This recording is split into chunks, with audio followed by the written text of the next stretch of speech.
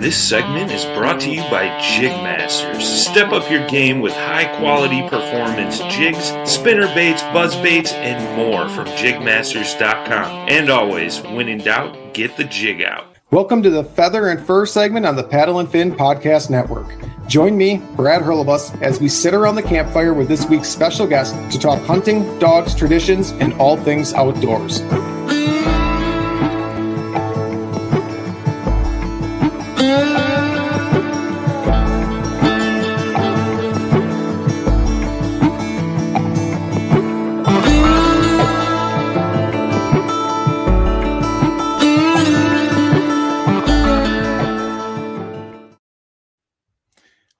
Welcome to the first ever solo Feather and Fur podcast. I'm your host, Brad Hurlebaus. Tonight, we are talking traditional archery with Johnathan Karch of Rivers Archery. So we're going to get right to it and bring him right in. Welcome to the show, Johnathan. Hello. Thanks for having me. Very excited to be on the first premiere episode here. I know it's a whole new thing. I'm not quite sure where this is going to lead. I kind of feel like the conductor of a train wreck that's just getting started and you can't take your eyes off of it, but I think it'll be good. You know, from what I've learned, especially in all the different media things that have come out and different projects getting into, you have to start somewhere. And when you look back, you'll go, oh, rough, but it's what gets you where you're going. So, you know, we'll roll with it, see how it goes. I appreciate you then being on what will be looked back as my cringeworthy episode. So tell everyone who you are and what tell us your title at Three Rivers. We'll start there. Sounds good. I am actually recently been promoted to the president of Rivers Archery. Before that, I was the VP of marketing and sales. As president and my job before, I had basically all the contact points with customers. So if you've been in our catalog, if you've gone on our website, called in, met me at an archery shoot, that falls under what I handle there. And then I got a team of about 25 of us, but our small management crew, about four of us handle the most aspects to it. And like I said, about 25 overall to make sure we get everything out the door. Very nice. It sounds like you've grown a lot since I first met you through family and probably 2006, 2005 era. Yep. Back in mid 2000s. It's been a wild journey. So I've been in traditional archery, professionally working in it about all my life since I was 9. But back then when we met, just getting out of college in that, I was pretty young and fresh into the big boy responsibilities of what I do. So sure, it was a fun time. Everyone's got to start somewhere, like you said, right? That's right. So what is Three Rivers? What is Three Rivers Archery? Where's your focus? So Three Rivers Archery is the world's largest supplier of traditional and primitive archery supplies. We are the world's largest at it, probably have the largest stock of traditional archery gear in stock, ready to ship.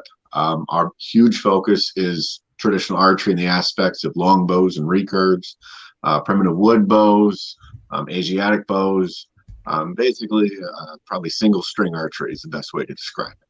Got it. Let's back up though. Let's break it down. What's the difference between traditional and primitive? Well, for the difference between traditional and primitive, I'd say on primitive, it's definitely using the more basic components, more natural components for it. So a bow that doesn't have fiberglass backing. Okay. Material. Now it can still be a backed bow, whether it's got rawhide or even other backing woods.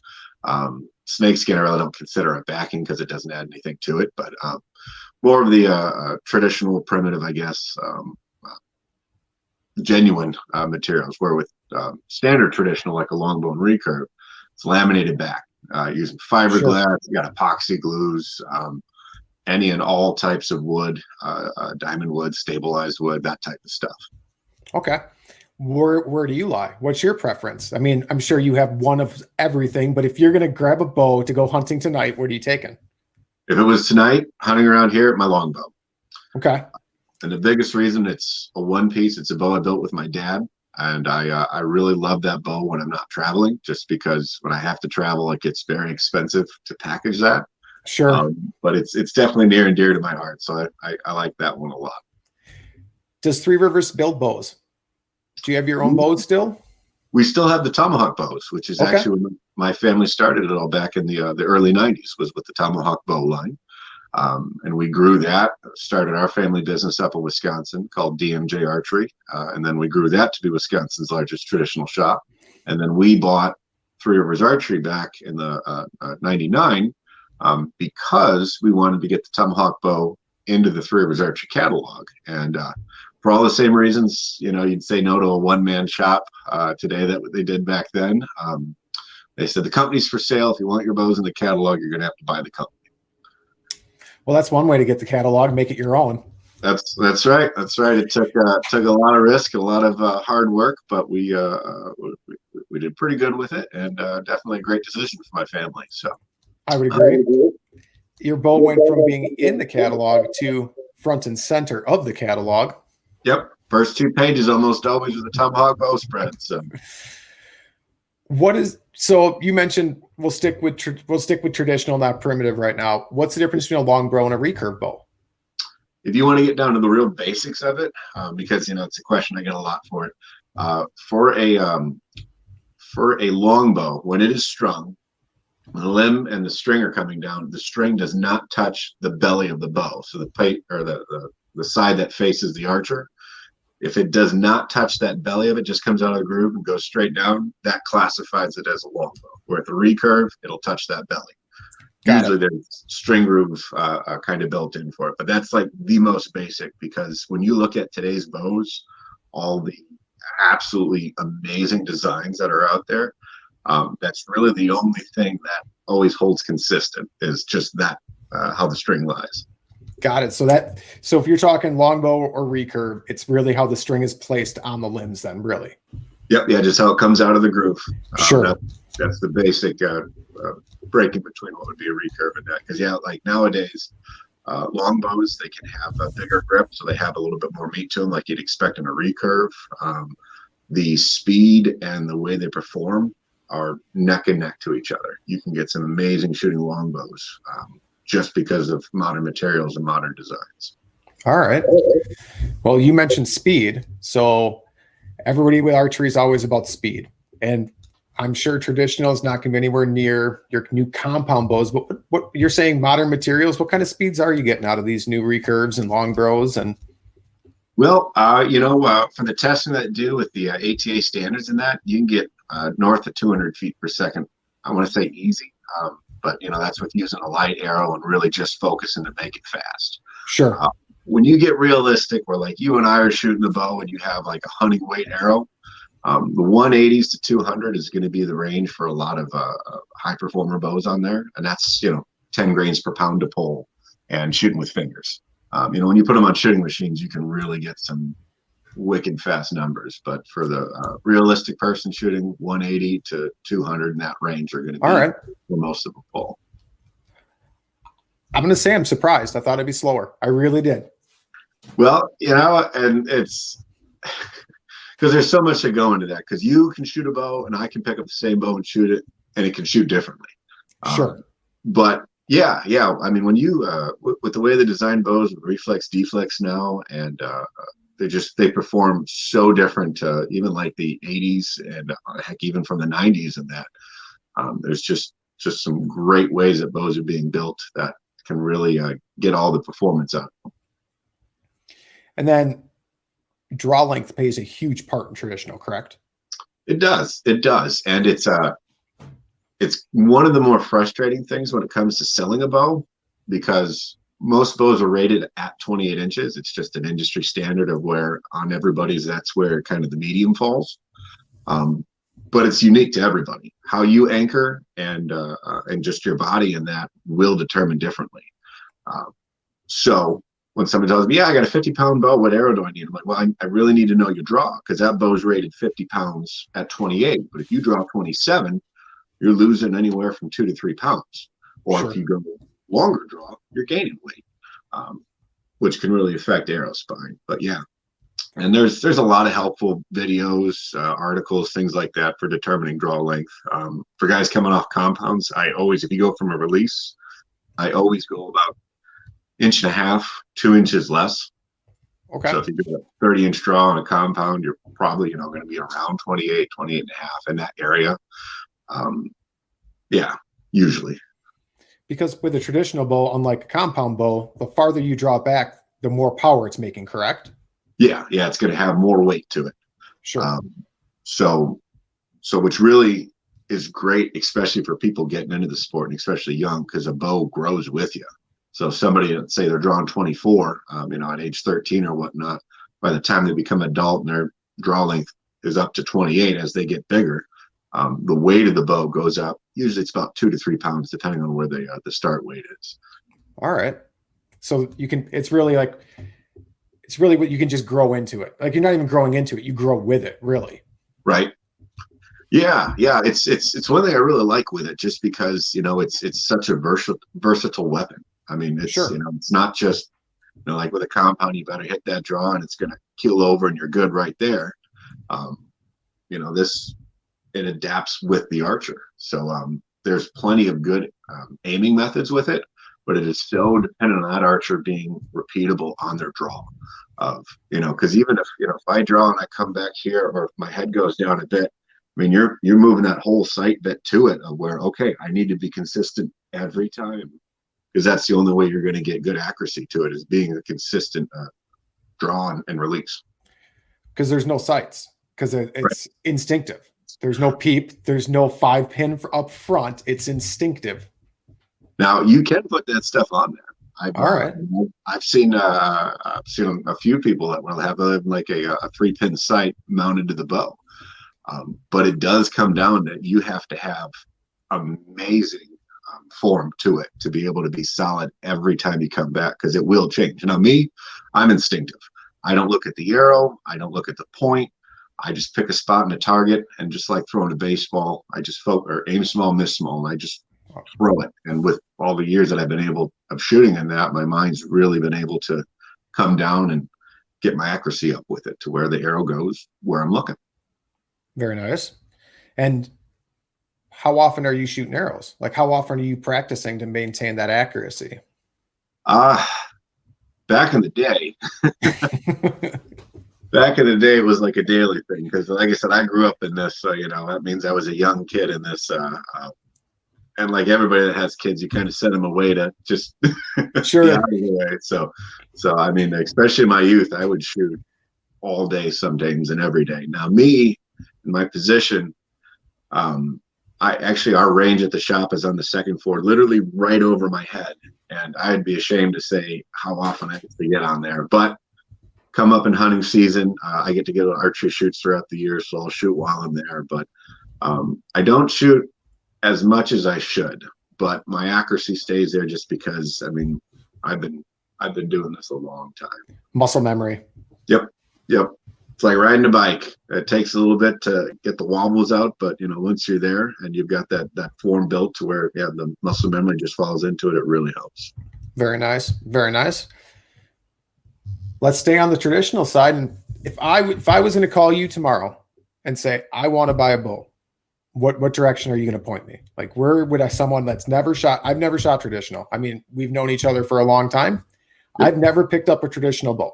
So if I called you tomorrow and said, you know what, I'm pulling the trigger, I got money burning a hole in my pocket, tax returns are coming, stimulus check, whatever, what would you say for me? Like, where would you start me? Well, for you, knowing, your height and where I think kind of your draw would fall out, I'd say like anywhere from a 58 to a 62-inch bow. And I always recommend takedowns, especially for somebody new getting into it. And the reason for that is, like I said, I do it because I travel with bows, but mainly because you can change the limbs. So even somebody that's coming over from compound, the muscles aren't there. They work so differently. With compound, it's all up front, with recurves, it's all at the end. So I usually start somebody with lighter weight. Say, okay, I know you end up hunting, but start with a 30-pound pull weight at first and work on your form. And once you have that, you go up from there. There's, fortunately, over the past decade, I'd say, if not a little longer, there's been a good influx of great options that are in about the $150 price range. All right. Because like any good hobby, especially outdoors hobbies, you can spend as much as you want on a bow. I've got $1,200 bows, and I've got $150 bows, and they do have their differences, but they all shoot an arrow. So Sure. For you, I'd say, you know what, get one of those 150s, see how you like it. That's what we recommend a lot for folks, because it lets you experiment it without having to put, a car payment down versus for a bow or a mortgage size. Sure. So yeah, big ones I recommend are the Edge Hyper. They're a takedown bow. They're 62 inches. You got those on you got those on your website. We'll pull that up real quick. Sure. So yeah, these are actually our bow kits, and this is a big one for somebody starting out, because you're like, you know what, I don't know what I need, just want to get set up so I can get shooting. And like you see here on the screen, these are a bunch of different ones, a little bit of different prices there. Sure. Biggest one we have is actually the second row and the second one in. It's just called the Adult Recurve Kit. All right. And I like this one because it's one we put together at the shop, and that's why it has so many drop downs, because there's so many options. We really have it customized so that like, you know what, I really want a back quiver. It feels comfortable to me. Okay, that's an option in there, and we've got side quivers in that. The biggest thing I'd say pointing out, because especially traditional archery, there's a lot of what fits you, and for people new that don't know that, our guys on the line, on our phone line, our tech line, they work 9 to 6 every day, except 9 to 5 on Fridays. And we we're there. Call us up, and then we'll spend as much time as we need to with you to get you comfortable and get you set up in the right gear. But like for you, yeah, if you call me tomorrow, this would be the first thing I'd recommend. Getting a bow, getting 30 pounds, or sometimes with compound guys, if they don't want to start low, I'll say, all right, we'll come down about 10 or 15 pounds. I recommend 15 from what you're shooting with a compound. Okay. Because you get a good base, but like I said, it's different muscles. If I pick up a compound, because I can count on 2 hands how many times I've shot a compound, but I'm a weakling there. I can't handle a lot of weight. You give me an 80-pound longbow, I can pull it back. Really? Yep. But heck, even a 60-pound compound, it's just different muscles. But sure. And then you say start at, what were you saying, 30 pounds for me? Like start at a lighter weight, get going with it, build up that muscle strength. How do you change weight then? Do you have to, is it different limbs? Is it different bow completely? If you go one pieces, you'll need a different bow. With takedowns, about all of them, they offer where you can change the limbs. A lot of them even have no tool, basically thumb screws that hold them together, or the ILF, International Limb Fitting, where they just pop in place and can pop out. And that's really is why takedowns are where you see the most, because it allows for that easy transition for it. With the bow, I'd recommend that Edge Hyper. They're all the same. The limbs are exact same. You unscrew those, pop the limbs out, new ones in, put the same string on it, string it up, and you're good to go shooting. Or with the ILF, the International Limb Fitting, there you can change length of limbs, you can change weight, you can change styles, where you go from a real basic limb to a high dollar, high performance target limb, and then have a camouflage hunting limb for when you hunt. Wow! So it's like one handle that can do. It's almost like Legos. Yep. Yeah. It's really neat what's out there now for bows, especially compared to back when I was young and we were building bows for a living on it. You had just your limbs in that, and you'd see a lot more one-piece bows just because they were cheaper to make. I say cheaper to make. They definitely were more affordable than once you start adding those hardware. But nowadays, there's a lot of takedown options that make it easy for people to really customize to what they like. I know tons of folks that they've got a great hunting limbs. They'll have some high dollar lightweight hunting limbs where they can target shoot and practice all year round, all day. And then when it comes to hunting time, okay, I got something a little bit shorter limb so they can, be a little bit more comfortable in a tree, then a little bit more weight. So they get the performance they want for penetration. Got it. So shorter limb with higher weight compared to a longer limb with less weight because of the draw. Is the draw what changes that there, or is it just less weight for more practice work and then go to that heavier weight for definitely less weight for if you're shooting a lot. So if you're at an average 3D shoot, you're going to shoot one rounds, can be around 26 targets around there, and that might not sound like a lot because you get a little break in it, but man, you can get sore. I actually, I remember when I went from 56 pounds down to 45 pounds, best decision I ever made. I was shooting that bow, and by shot 20, I was shooting garbage. I mean, absolute garbage. And I threw my bow and I hit a rock in the ground. And this was my bow I built with my dad. So it was like dropping a kid. You're like, oh, sorry, no. But I dropped weight. I went down 10 pounds to 45. And when you can focus on your form and really build that, you'll be amazed how accurate you're. Not to sound, I could put it in a playing card easily. All right. Could easily group them in a playing card at 20 yards when I was shooting my 45 pounder. And I hunted with that for a good 3 years. And it just felt so good to be able to have that confidence of like, all right, I got this, and you can shoot it. And I'll tell you, 45 pounds is a great hunting weight. I think it's definitely my most popular weight that I sell. And you can use it all around. You can use it for target archery because it's not, like that 56 pounds where you're slugging on the string. But it's also enough weight for especially deer hunting. I mean, that's an amazing weight for taking it down most whitetail, heck, most deer. All right. What type of effective range with a 45-pound bow? Let's back that up. Let's talk arrows and broadheads, because those are completely different as well. Yeah, I'm assuming they're different. I mean, I have seen the Woodsman a while. I mean, I have recommended that broadhead to other people. I believe I shot it on one of my compound bows at one point even. Yeah. So broadheads, the biggest thing is just, and this can get personal opinion to everybody, but a cut on contact broadhead to me is the broadhead to shoot, regardless of bow. I love the dependability of them. I know when it hits the animal, it's going to work. So yeah, Woodsman, definitely a big one for me. I love a 3-blade because it just leaves a hole, and the Woodsman design makes it easier to get pass-through penetration. When you got 2 holes on game, that's right. easy. That's the way to do it. Now, arrow-wise, yeah, because broadheads, I think the biggest thing is really just cut on contact for me, because I feel like that's performing. When it comes to the weight, I was gonna say, I remember the first time I saw the Woodman, and your dad showed me that you could sharpen it yourself. No tools needed, because just the way the angle of all the blades lined up, you could take it to a whetstone and just make that just perfect again. Oh yeah. My dad is he's a wizard with it too, and he just does a 6-inch bastard file is all he uses too.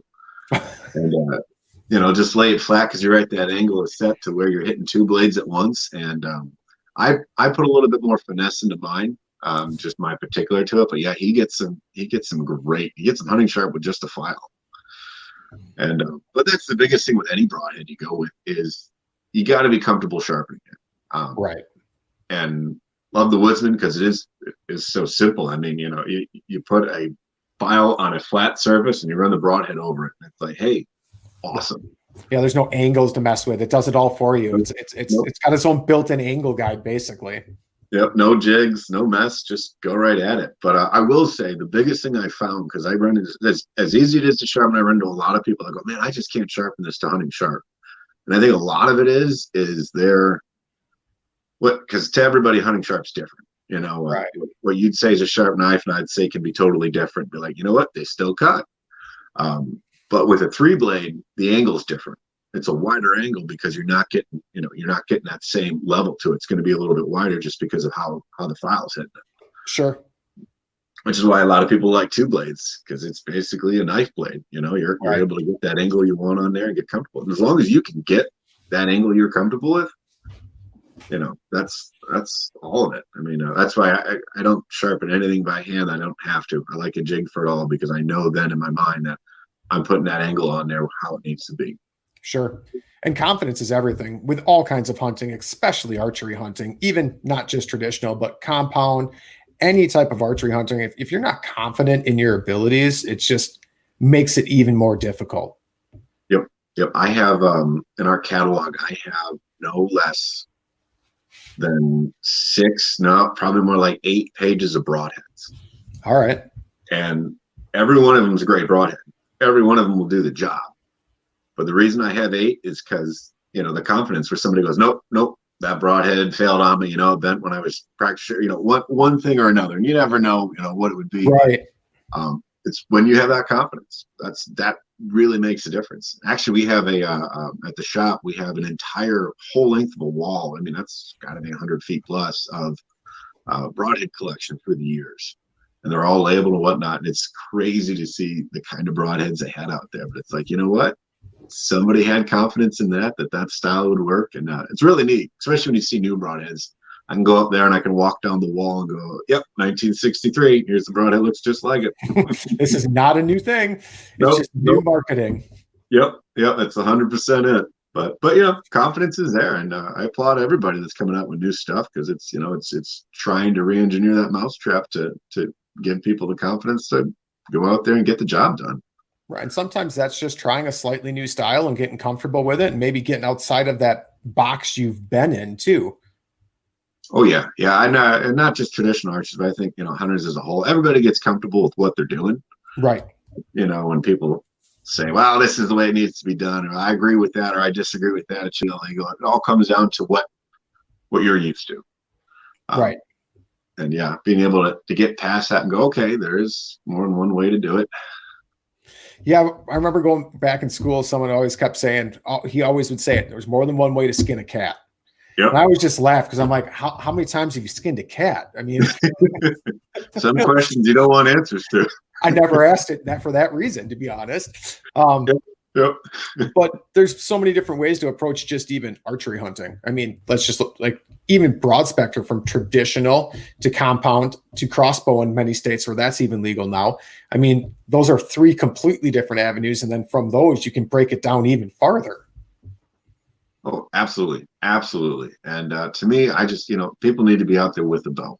I stay away from all the arguments of, this way, that, or the other. And being with a traditional archery shop, I should be promoting just traditional, but I want people to be enjoying being outdoors, and whatever you need to do that, go for it. But I mean, I obviously very biased opinion towards thinking traditional being the most fun way to do it, but right. Way I do it's not for everybody. I mean, I've seen quite a few arguments, and I don't want to go down the crossbow road and the compound guys hating crossbow guys. If you go back when compounds came out, there was the same argument between recurve guys and compound. But I mean, it's just another cycle in it. I just come down to the fact that my biggest thing is I want it to be the most ethical for the deer, for whatever animal you're hunting.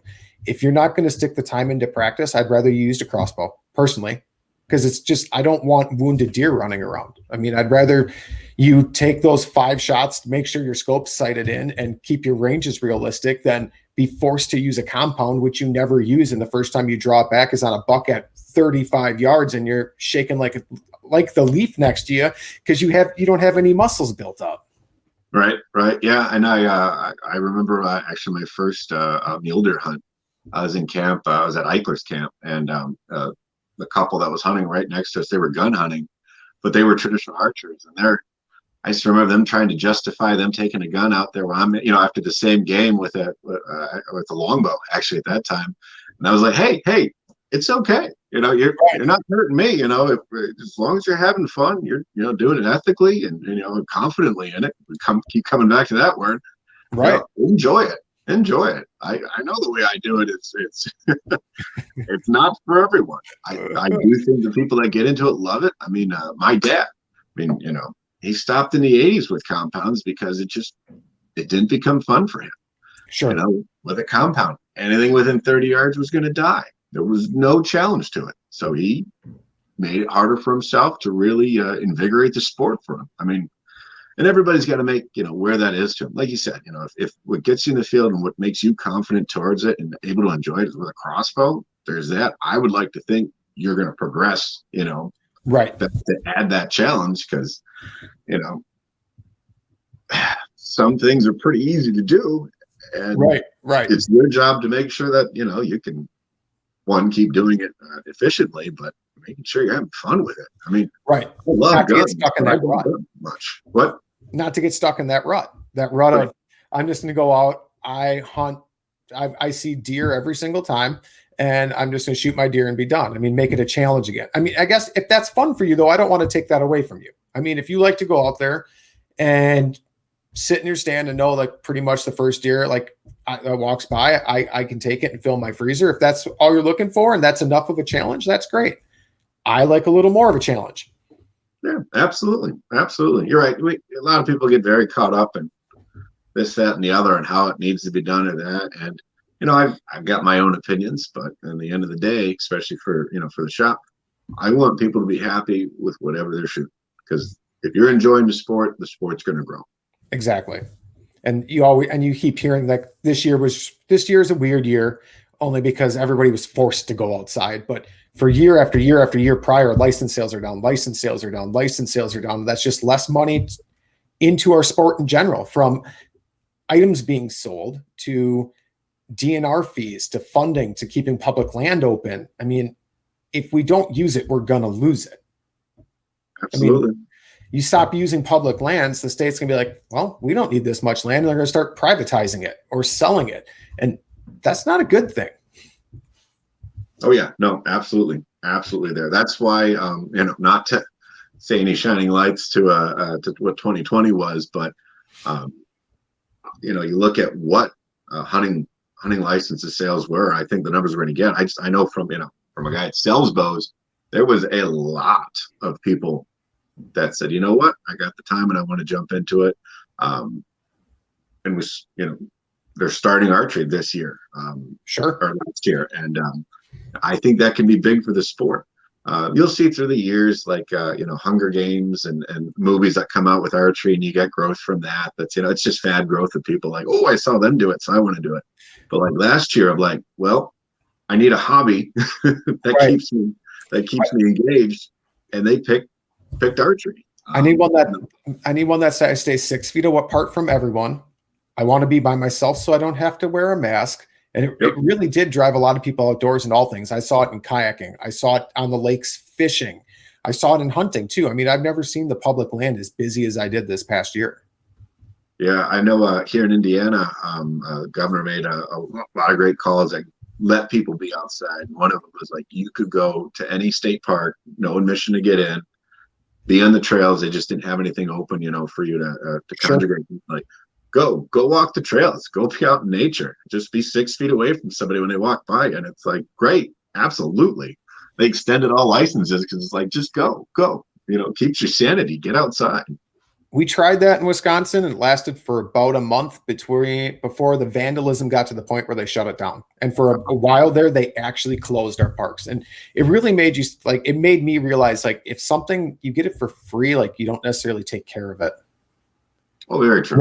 And that's kind of what happened. I mean, there was vandalism, there was trash thrown everywhere. I mean, it was just really disrespectful for what was a great gift to get people outside. So they shut it down for a couple of weeks and then opened it back up where you needed a state park pass again and you needed trail passes, and which I'm okay with because that generated more sales to the DNR to help fund more projects. And really, it's a good thing all around.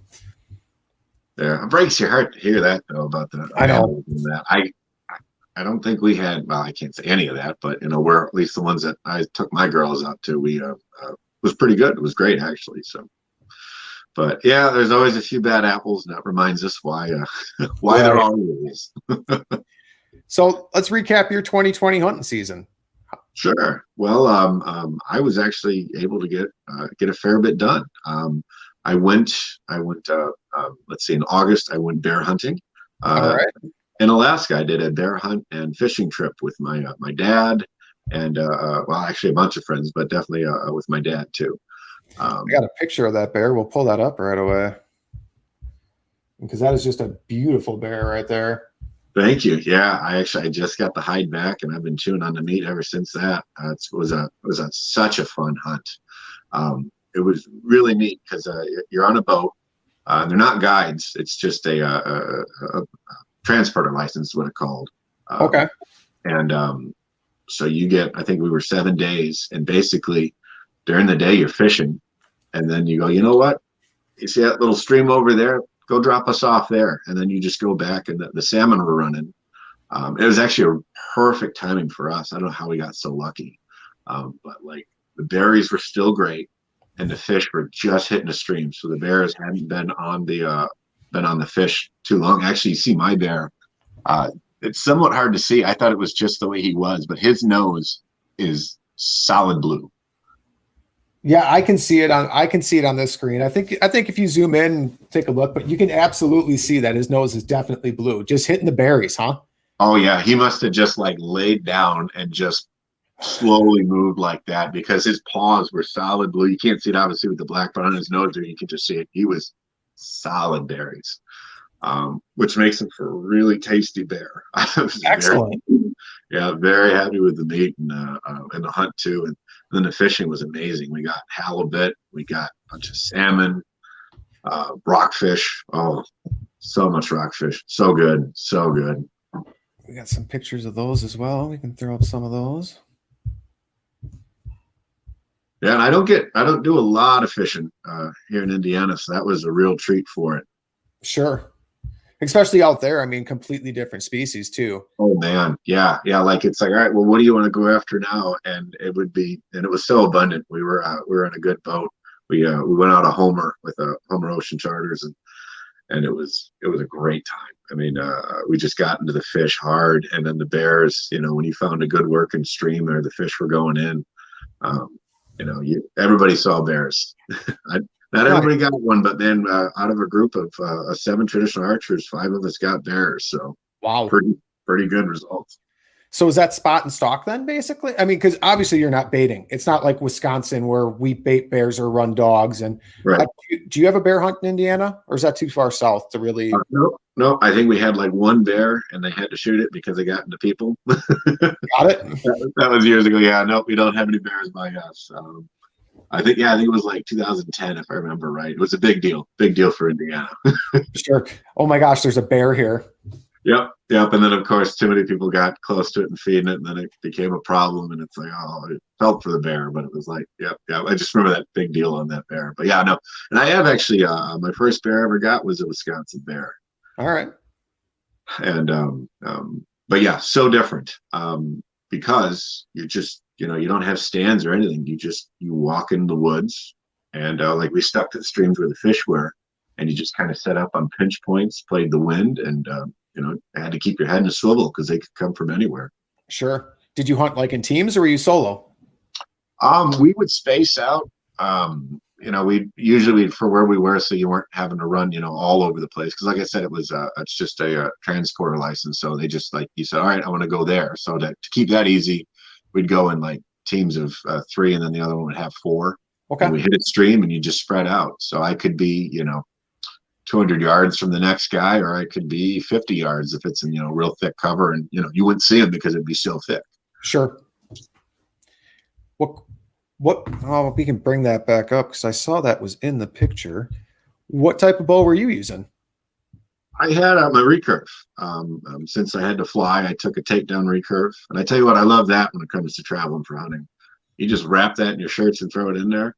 I once told when I checked it, they're like, "Oh, you have any weapons?" I go, "Oh yeah, I've got a bow," is what I said at first. And she looks at me and she goes, "A what?" Never mind. Never mind. It's 3 pieces wrapped around it. Don't worry about it. But anyways, I had my DOS Tribute. Actually, it's a metal risered bow. Actually, I'd say it offers a lot of flexibility and tuning like you get out of a compound because it's cut way past center. So there's a lot of tweaking to it. But I took that with some carbon limbs, and it's a bow I've hunted with for a couple years and really like how it shoots. I'm able to get it tuned in well. Very nice. It looks extremely modern. Like for a traditional bow, it looks modern with the metal risers and. Yep. Yeah, and metal risers are really they have a great surge right now. I mean, they're not new. Like anything, you look back and you're like, oh yeah, in the 70s they had a bunch of them. But like for right now, metal risers are really getting a lot of attention and press. One, being able to make them makes it a bit easier than working with wood, but you're able to get a lot more creativity there and offer a lot more design just because of the material you got. Sure. But it's definitely a more modern design to it. It's got a removable rest if I want to go to an elevated, but I still shoot off the shelf. You can add weights, you can balance it with that ILF connection, and we also have a DOS connection, which is similar but a little bit more secure and quieter. You can adjust the tiller of a bow, and you can adjust the weight. So if you got a 50-pound bow, you can adjust it up and down from there. Not as much as like you'd see with a compound, but enough to where, like, when it comes to tuning, makes a huge impact on a bow or on an arrow when it shoots.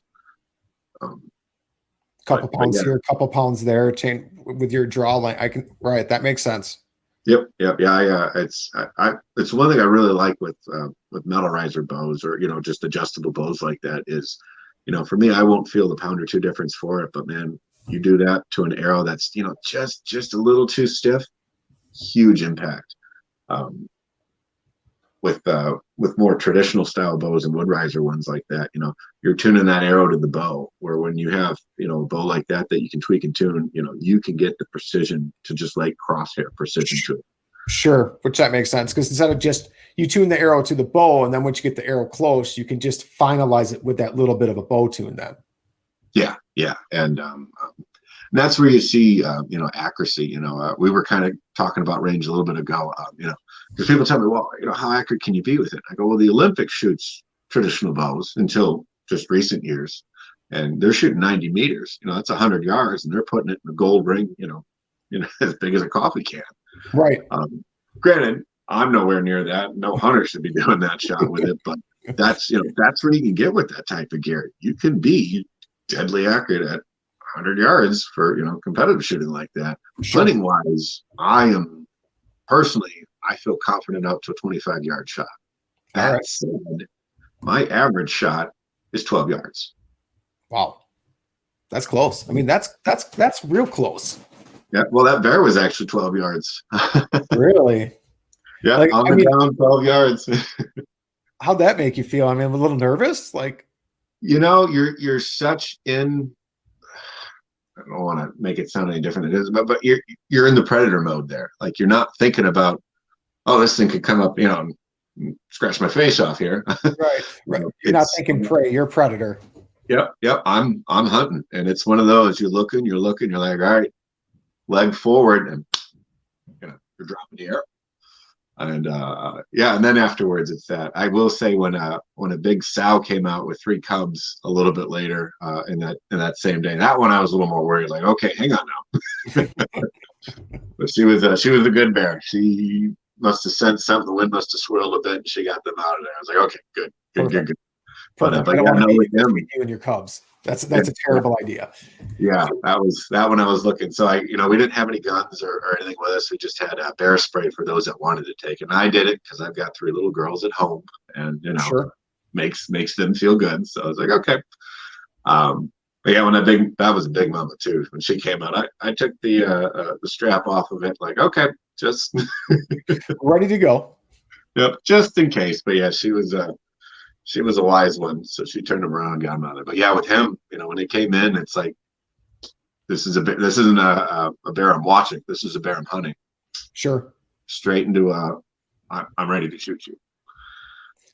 And then you said that was at 12 yards. How far? Like, how long was the track then? He actually got just to the top of the hill, just over the top of it.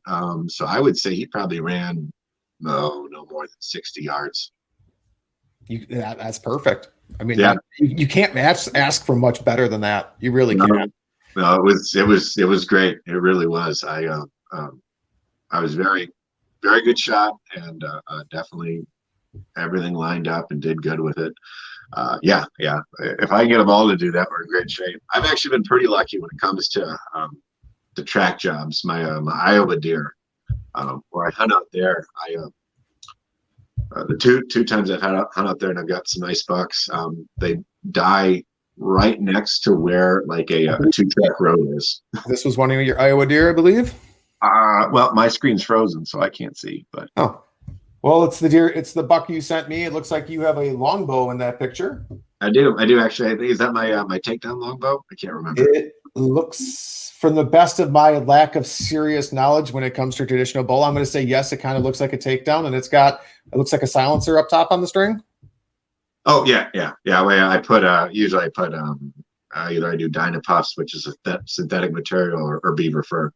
for silencers. That one I think was Dynapuff, but yeah, no, with those deer, the 2 bucks I killed there, they died within 10 yards of a 2-track one. My first deer, like the blood trailing was literally right under the trail markers that we had. Like, I'm like, this deer saw this and ran this way. Like, this was the nicest track job I've ever had. You're running back to the truck. I love it. Yeah, I was like, go. Keep going. Just a little push, a little more. Yep. But yeah, the bear was great. Got to the top of the hill, and then where we got him, it was more steep the way he came down, but like we dragged him the other way, which went right almost all the way to where we could get him into the boat. So it was nice. So how does that work then? You get the bear back to the boat. Do you have a bunch of coolers and ice on the boat to get the bear on the ice? Like, I'm sure you gutted it in the field, correct? Actually, no. We No? decided to do it on the boat. They got they're nice big open decks there. So the captain was really good to let us do that. So yeah, that made it so much easier. Just because we had a lot more hands and still had space to it. So yeah, we did all of it on the boat. Which last time I was in Alaska for Sitka blacktail, I was like a mile and a half back, and that's where I had to gut it and pack it out. Which we were kind of expecting that with this trip, but. It gets, especially in a lot of parts of Alaska, it gets so thick. You're like, well, you're only getting 150 yards on the streams. And then it's just, you can't walk through it. It might as well be a 12-foot high wall. Sure. So we were fortunate that most of our bears, we just took them back to the boat and did it all there. But oh, very nice. Yeah. And you're sleeping on that same boat then, right? Like you're sleeping on the boat? Yeah, you're sleeping on the boat, and then you just wake up. You go out in the mornings. You can sit all day if you want, or come back and get a good meal in you. Do fishing is which we did, and then go out at night. And then you cruise around, and if you can see bears walking the shore or whatnot, or you just you look at an overhead map and you go, hey, that looks like a good spot and not too far away. Let's go there for tonight. Nice. How was the weather? How are the seas? We had unbelievably good weather. So I definitely get seasick. So on the way out from Homer, where you just kind of swing and you hit just a bit of the big stuff before we swung around the peninsula, I did okay. Could have been better, but I did okay. But once you get into those coves and whatnot, you get off the wind, you sleep like a baby. I mean, it's just like being rocked at night. So sure. you sleep really good. Don't tell my wife that. I tell her it was miserable and I missed her the whole time. But I couldn't wait to get home. Yeah, which is true. But there's definitely some perks to it. The cabins are small, but man, you sleep like a baby when you're getting rocked. And then I tell you what, I'm not a huge seafood guy, especially like lobster and crab. But we didn't get to go to crabs this trip. But like when you get that fish fresh caught, and you cut it up right then and it's dinner. Oh, is that good? That is unbelievable. How'd they prepare it? Was it breaded and fried? Was it butter and like baked? Was it blackened? Any and every way. I will say, I know the one of the big salmon we caught, we did. It was just baked, and he had a kind of a dip that you could put on it, which I did for my first few bites. But after that, I just gobbled that salmon up, and it was just baked salmon, and it was so good. Nice. You can't beat fresh fish. I mean, that's the one reason I like ice fishing. Fresh fish out of cold water, and the water's cold up. I mean, you just don't get. I mean, it doesn't taste like fish. It really doesn't. I mean, it's just so fresh. Yep. Yeah, we definitely enjoyed that. The one where we were on Kodiak Island with that, where we were able to get crabs. Seeing that crab, and then literally less than 2 hours later, it's on your plate. I was like, yeah, I can eat crab like this. Can't do that in Indiana, but no, frozen, yeah, or brought in warm water, basically. yeah. But that's. I tell you what, that's one thing they don't tell you about when you're planning a hunt like that. But man, the food is so good, and since it was my second time, kind of knew what to expect there. But like, you don't buy a lot. You buy food, when you're on mainland to take on the boat, but you don't need to buy a lot, because like with the fishing, if you're with a good transporter, good guide, whoever you're with, if they can get you on fish and get that fresh, you don't want anything you could get on mainland. You want to just be eating that. Sure. Then did you eat any of the bear right away? Like, did you prepare any of the bear? Yeah, we had the tenderloins and all that, real good stuff right away, and then the rest of it freeze to take home. Everybody got, not everybody. Well, everybody got at least 50 pounds of fish in the box, and then I know I got 50 pounds of bear meat. It worked out really nice. I think I only had a little extra that I kind of, we ate. Sure. What, you could take 100 pounds back? I'm assuming was that kind of the limit, or all comes down to how much you want to pay. With our flights, the first one I want to say was $25. And then I think it was $75, and then it's $150, and then it's $200. Because one guy took an extra box of fish. I know that last box cost him, it was either at least $150 or $200, I forget, just for airlines. Sure. But with the fish, they like the second you pull in the dock, they the processors come grab it, they flash freeze it, and we spent 21 hours of travel from like when we left, driving around to get to Anchorage, and then flying, and then all the fiasco that flying is, and then finally driving home. And that fish was frozen solid. I mean, solid when we got back. So, any dry ice or anything, or just the flash frozen fish in a good cooler? And that was even a good cooler, or are you talking like a styrofoam box? Styrofoam box is what they have. They're just the cardboard with the styrofoam. Because when you fly, you can't have any ice. It's just on its own. Interesting. Good to know. Because I've never done a flying hunt like that.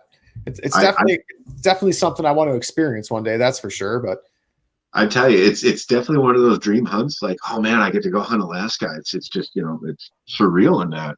And I definitely haven't been there, so much. I'm like, oh yeah, it's nothing, but it's just Alaska. It's no big deal. But like, when you land, you're giddy and all that. And then there's the people that just live there and they're like, oh, okay, welcome. And you're like, you know what? It's literally just another state in the, the union here. It's like, it's really cool. I mean, it's an awesome place to visit, but it's not as, unattainable, I think, as some people put to it. Sure. A little bit more expensive for the flight there, but it's worth it. Like, if anybody gets a chance to go, I think it's an amazing one. The fishing alone was just superb. It was just so fun. Like when I came back, I talked to a few of my non-sportsmen's buddies, and I'm like, guys, we got to go spend a weekend of boat fishing, if that, just that, if you want to do it. We'll see how they end up with it. But absolute bucket list item where I'm definitely going to take my wife at some point, because I know she'll definitely appreciate the views. I mean, I have so many pictures from that, and after a while you gotta be like, man, I mean, it's all gorgeous, but literally everywhere you turn, there's a breathtaking view of mountains and side cliffs and just forest and streams and animals and everything. There's just, I mean, everywhere. I mean, it's just like everywhere, like just little shots, and everything is just perfect. Oh yeah. It's a magical little place to go. I see why some people really fall in love with it. How hard was it to obtain license? Was that pretty easy, like to get a bear license up there, or how about your Sitka deer? I mean, some people might not be interested in the bear, but a deer might really perk their interest. I mean, yeah, not to overstep, but I say over the counter. I'm pretty sure for really? that. I haven't been up there with anything that needs a guide. Okay. Other than being in season, because I know where the black bears are. I mean, they're covered up in them, like Wisconsin's covered up in deer. I mean, it's just they're all over the place. Really? So I feel like where I was like if it wasn't a year-round season, it was a just a big one. Wow. Yeah, and then the Sitka deer, I think it's just hitting the right time of year. But no, there was nothing I had to put draws in for that I remember. So that's that's so it really is obtainable. I mean, that's more obtainable than some of the lower 48 then, where you're putting in draw tags for years to try to get that bull or that buck tag, depending on the state, depending on the area. Yep. Yeah. It like I said, it's so surreal to it. Because it's like, oh, you're just here and you go. Like I said, it was a transporter. And that's where that can feel a little nerve-wracking to it, of like, well, I don't know where to go there. And the different street transporters and outfitter guides, and that is, outfitters, they take you to the spots. Transporter, they just drive the boat and you tell them where to go. But sure, for those who like to overplan things, it allows you to do that. You can research, your heart's content of like, oh, we want to go here, and you talk to the captain, make sure they can make that happen, and do it. Right. And then the other one, laid back, easy. Like, I'm in Alaska. As long as as long as I got a rod, a reel, and some fresh fish, whatever happens next, I'm good with it. Yeah. And like I said, I mean, it's a bountiful land, and for the bears, we did really good coming into them. Of course, for the time where we were, it was having to fish in the streams was big, but sure. But yeah. And then for Kodiak Island, for the Sitka blacktail, there's where. That's why the hunting community is so great. You talk to somebody that's been out there and, see what you can find and be like, oh, cool. I'll look at that. I was shocked at how many people I had no idea had hunted Sitka blacktail before me when before I went out and talking to them about, oh, I'm going there. They'd be like, oh, yeah, I did a drop camp there and this, that, and the other. It's like, wow, okay, well, really cool. So interesting. Got any points for me? Where should I look first? Yeah, right. And you probably get a little more, I mean, unless you have a guy that's going yearly, people are probably a little more loose-lipped there too, because they probably aren't going back every year. It's not their secret hunting spot. They're going to probably be a little easier to say, well, here's where I started. Here's what I saw. If I was going back, I might look in this area, like take a peek at this as well. Yep.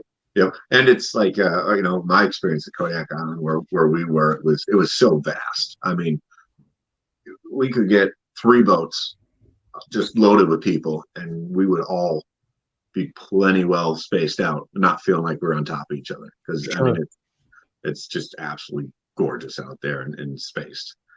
It is funny because hunting in Indiana, you can't throw a rock without feeling like you're going to be in somebody's backyard, and it's like you get out there and you're like, wow, I can get lost out here. Like actually lost. Yep. I remember talking to somebody once. They were looking for kind of backpack hunts in California. Like, man, I need something that can last, for 3 days, in the back. And I'm thinking, and I can't even walk 3 hours any direction and not be right. I mean, even in northern Wisconsin, I mean, if you walk straight, you're going to run into a road or a logging road or a river, and that's going to take you back to civilization within 3 hours. Yep. Yeah. In Alaska, you can walk 30 hours and still not find anything. Right. But yeah. But it's, like I said, I don't want to make it sound like I'm an old salty pro at it or whatnot, but it was like once you're on there, you go, wow, this isn't unattainable things. This is something that, not that everybody has to go up and do it, but I think for those that, want to pick, out of state hunt, whatnot, don't let that one be that, oh, I can't do that. That's a really fun place to go. Nice. Well, I'm going to end this with 3 questions for you. It's something I'm going to do. I think I already know the answer to the first one. Favorite place to hunt? Ooh. You'd be surprised. You would be surprised. I can say I've definitely been very blessed to be able to travel all over this country to hunt, and a little international too. Alaska is definitely my high one there, but one of my favorite animals to hunt is hogs, with traditional gear, and you got to go south for that. So sure. So that's, not to make it difficult, but that is definitely a hard one to answer. Well, that you already answered my second question, because favorite species. Yeah, I love wild hog. I love that they're abundant where they are. I love just how they hunt, because you can get close. We actually didn't get to cover that too much, but I shoot close shots because that's my draw to all of this. Got it. I need to get close to game, not because that's how efficient my equipment is, because that's what I need. That's just in my blood. I love being within 10 yards of a deer and it having no idea I'm there. That's such a. So the wind is everything for you. I mean, really, if we're talking 10 yards, I don't care what kind of scent-free clothing you have at 10 yards, it's not going to work. Right. Well, wind, and then kids help grow your patience, but deer hunting are that close, man, you don't move unless you sure. It's absolutely perfect for it, which that takes a lot of self-control there, which I definitely show more hunting than I do in regular life. But I mean, yeah, no, you've got to be in a whole different game when you get that close. But that's why I like hogs, because they've got great noses, but you can beat the eyes, and getting inside their in their zone for it. And then they're tasty. My wife actually has me on open season on hogs. If I can ever go on a hog hunt, I'm already approved to go, which I love. Yep, perfect. They're tasty. And it's your favorite species, so that all works. So Texas, Florida, where are you going for hogs? I've had success in both. I'm trying to get more in Florida. My dad lives down there, so I'm always looking for more spots down there to come shoot a couple when I can. But now I'm having a little bit more trouble finding public ground where I can go do it. A lot of private stuff there, which is good. That's a thing. But for as troublesome as they are as an animal, I'm trying to find a good spot where you can spot and stalk on your own. But I got a few people. I just haven't.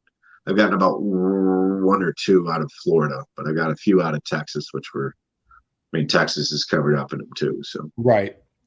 And then the last question, and the most important to me, and kind of why I feel it just really is a big thing with hunting. What is your favorite hunting tradition? Like, because traditions are what keep us going in this. At least it keeps me going. Like carrying on these traditions, like the mentorship, everything, it all plays back to tradition. So what's your favorite hunting tradition in your family or your hunting group of friends? Or definitely, I would say definitely like the recap at the end of the day. All right. That camaraderie where you get together, and it can be brief where you go and pass out in bed because you're so tired from the hunt. But sure, that get together and the quick recap of what you saw, what was important to you, type deal, and that you're exhausted, you're tired usually. If it's been a long day in that. But to me, that's what I really enjoy, because I get to experience the hunt through somebody else on my trip. And I've been very fortunate to go on a lot of hunts with my dad, and I definitely always appreciate that, because we go off on our own spots and you do your hunt for many hours, but then you get back together and kind of share what you had before you separate again for usually at night, go to bed. But I'd say is my tradition for it. That the little bits where you're together. I appreciate my alone time and out with nature and in that, but that little getting together with other like-minded folk and having that talk and connection with it. That's my favorite tradition. I agree.